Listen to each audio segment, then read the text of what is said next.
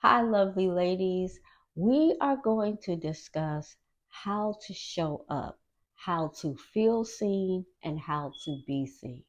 Many of us have taken on different personalities that has been shaped by trauma. You may be extremely shy. You may be an extreme introvert that do not like socializing with people.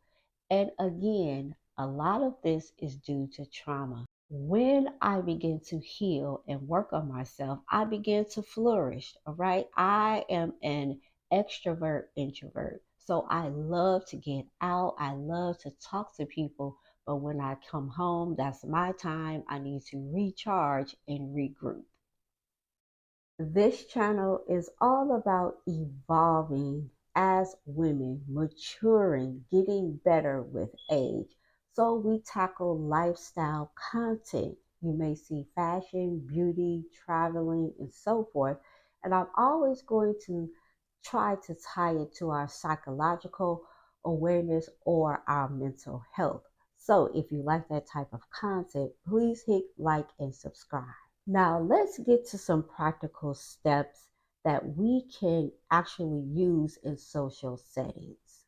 First, let's remember that showing up to certain settings is not about who you are as much as it is about how you show up to the social setting.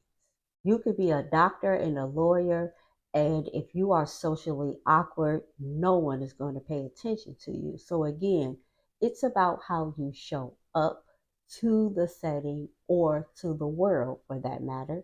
So, let's start shifting. When you go into a social gathering, you should speak within the first 2 to 3 minutes of getting there. All right, so you're going to anchor yourself to the room by speaking. Say something simple, agree with someone who may have said something, listen to things that you have a common interest in it, and comment on that.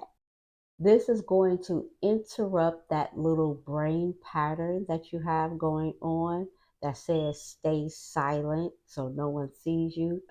This is going to interrupt that when you speak when you first get there. Number two, use eye contact and body language. When you show up to any gathering, actually look at the people who you are speaking to, and when they are speaking, look at them as well. All you have to do sometimes is just lean in, right? Like you really are paying attention, and nod your head a little bit.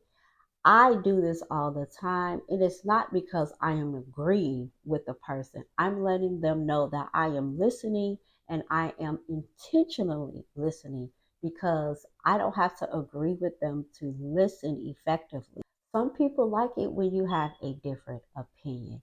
It makes the conversation interesting. That's if they are emotionally mature. Number three, ask better questions. Okay, so instead of saying, how was your weekend? Let's try to say, what was the best part of your weekend? And this gets the room to thinking. You are really engaging with the person.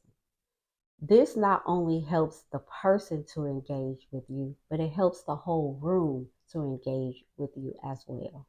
Number four, let's interrupt all of those thoughts that are swirling around in your mind. You know, those thoughts that tell you, child, ain't nobody listening to you. You just need to keep quiet. You don't even know what to say. Let's interrupt that brain pattern that you have going on. You have to understand that you do not need to be perfect to be heard. You don't have to say the perfect thing. How you feel eternally will come out externally. So that leads me into number five. Anchor yourself in the room. Sometimes going to a big social gathering can be overwhelming and it can be overstimulating. So instead of trying to speak to all of the people at once, try to anchor yourself to one person. Let's start off with that first and engage with them. Once you build a connection other people will see that and they will want to build a connection with you as well. Number 6, dress with intention. Remember, dressing with intention teaches other people how to treat you. When I go to the grocery store and I'm feeling really good that day, I may really dress up just because when I get to that grocery store, I want people to respect me and to help me. And it always works, whether it's holding the door, whether it's taking groceries to my car, whether it's just going to the back, right, to see if they have what I really need. Dressing with intention, it opens up many doors that people have somehow forgotten in 2026. Number 7, let's accept a little awkwardness. Again, you don't have to be perfect, all right, when you are asking questions. Sometimes your quirkiness will work for the particular setting that you are in. Some people can vibe with your little awkwardness or your quirkiness that you are trying to hide.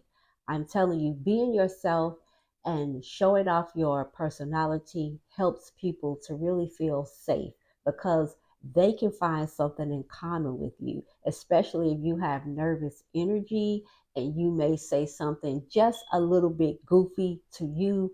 Another person may click with that, and that is how you make social connections. Number 8, okay, and this is where our mental health comes into play. Pick better places to be social in. Stop going to places where they really don't want you there. All right. So, this is all about trauma. Many of us will show up to social settings knowing good and well that you shouldn't be at that particular social settings. I have a mental wellness group and we talk about trauma bonding and what that entails. Sometimes when you have been mistreated in the past, your brain gets used to that pattern. So you go out looking for social events or friendships that treat you bad. Now, I know that sounds crazy, but again, psychologically, you feel safe in environments that treat you bad because that's all you know. As we are evolving into the woman that we want to become, we must understand these traumas that are hidden.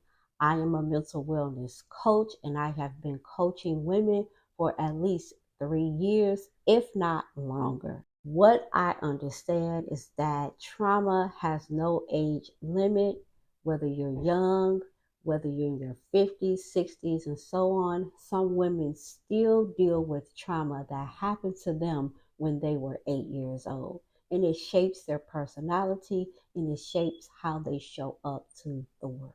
So, if you practice these 7 simple steps that I have given you, I guarantee that you are going to be more comfortable each time you show up to a social gathering. Comment down below and let me know if any of these tips you have tried, what has happened, and if you are just still too shy, all right, to try any of these tips, please visit my website. I'll leave it down in the comments below so we can have a free 30-minute clarity call to see where you need to begin.